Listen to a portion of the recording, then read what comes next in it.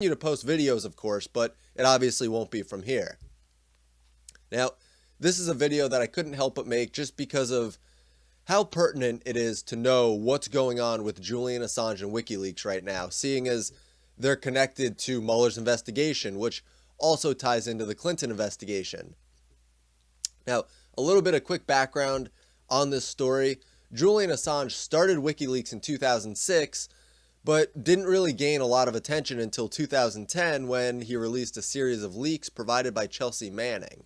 After this, the US government launched an investigation into WikiLeaks, and late in 2010 they urged a lot of their allies to help them in this pursuit.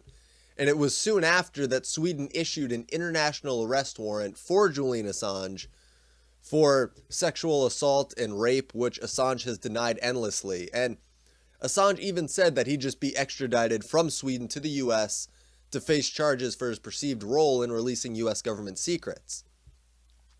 Now, Ecuador granted him asylum in 2012, and he's been at the Ecuadorian embassy in London for the past 6 years.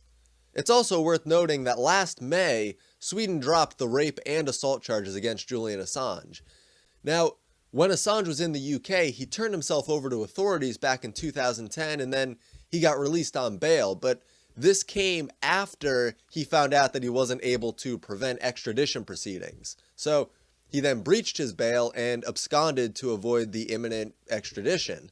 So that's why he was confined to the Ecuadorian embassy in London. If he left the embassy, he could be arrested by UK officials on the spot.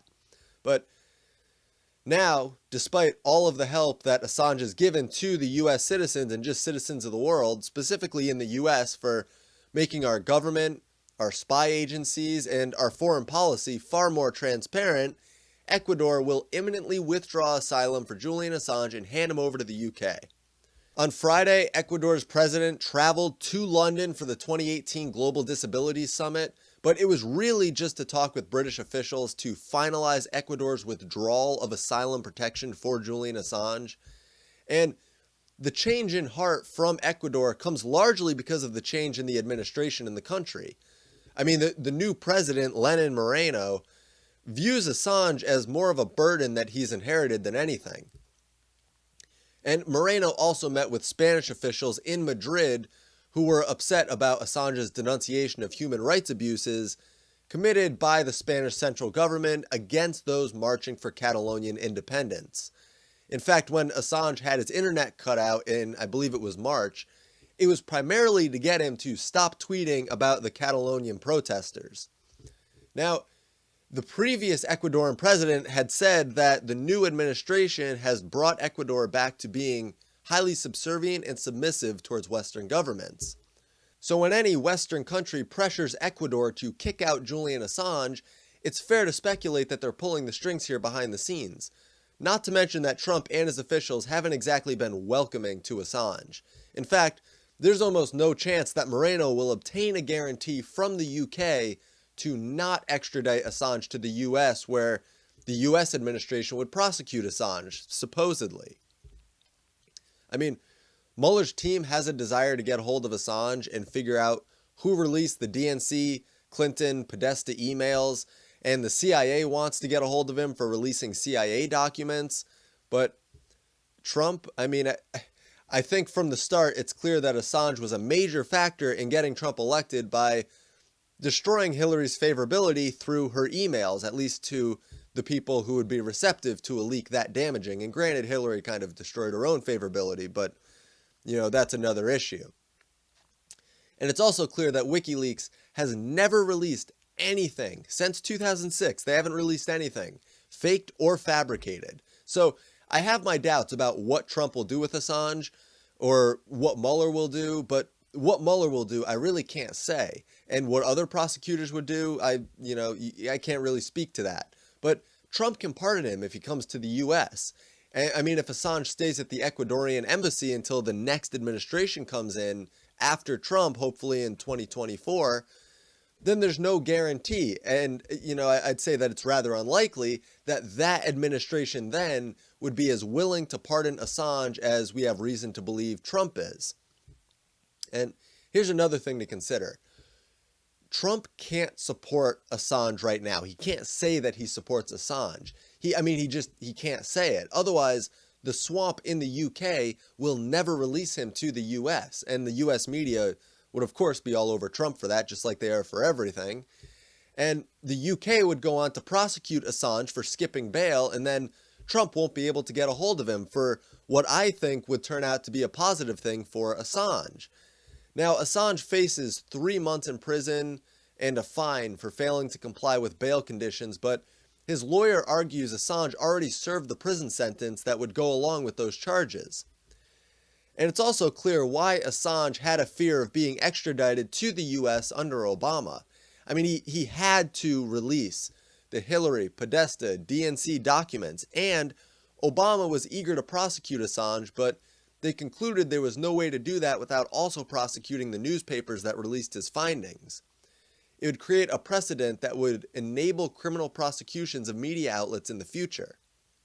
And I understand this, I see where it's coming from, but I don't entirely buy it, because I think that the difference between Assange and newspapers who reported on his findings, I think that difference is quite clear. Assange originally released the documents, and somebody gave them to Assange, and the DOJ has a practice of prosecuting the leakers themselves, but Assange was the first to bring it to the public light, whereas the other newspapers who report on his findings aren't the first. The newspapers just report on what was now public information. There's a very clear difference, and it's so obvious that it almost seems like a trick to get Assange to come to the US without any real resistance or pushback. And not to try to, attribute this malevolence to Obama and not to Trump, but the circumstances surrounding the decisions made by both of these men is important and ultimately crucial to understanding the interplay of factors here. And the DOJ, like I said, has also been focused on getting to the root of leaks and going after the leakers rather than the publishers. And Assange would be a publisher, not a leaker. Chelsea Manning is an example of a leaker. Edward Snowden was a leaker. Assange is not. And Pompeo had a troubling rant against WikiLeaks, basically saying we need to prosecute Assange, making him seem like an actual enemy of the people when he's not. He's an enemy of the corrupt state. But this was when Pompeo was CIA director, not head of the State Department.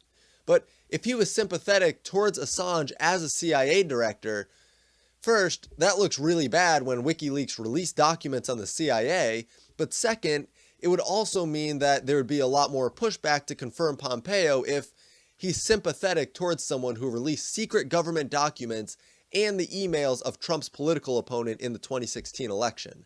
Now, if Assange was extradited to the US and prosecuted, he'd resist it on the grounds that publishing documents is not a cognizable crime and that the US is seeking his extradition for political charges that, by treaty, cannot serve as the basis for extradition.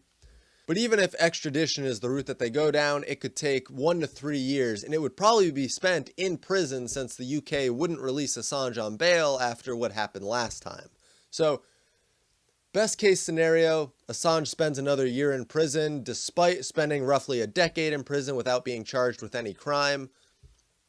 And yes, I understand the dangerous precedent set with leakers or publishers of leakers as Julian Assange is. There are certain things that a government needs to keep secret, such as military operations, tactics, certain communications, certain systems. And they see Assange as possibly being able to release these things. But now, whenever a media outlet releases something the government didn't want them to release, it's something that they can be prosecuted over. You can't throw the baby out with the bathwater here. It needs to be a case-by-case procedure. So, we'll have to see what happens. The most likely scenario that I see happening is that Assange is extradited to the US and the UK holds on to him in prison for a while, and then Trump will hopefully be able to work his magic with Assange and pardon him. So that's all for this video. As I said, I'll be on the road tomorrow, so every other video for quite a while will be on the road. Thank you all so much for watching. Patreon, merch, and donation links are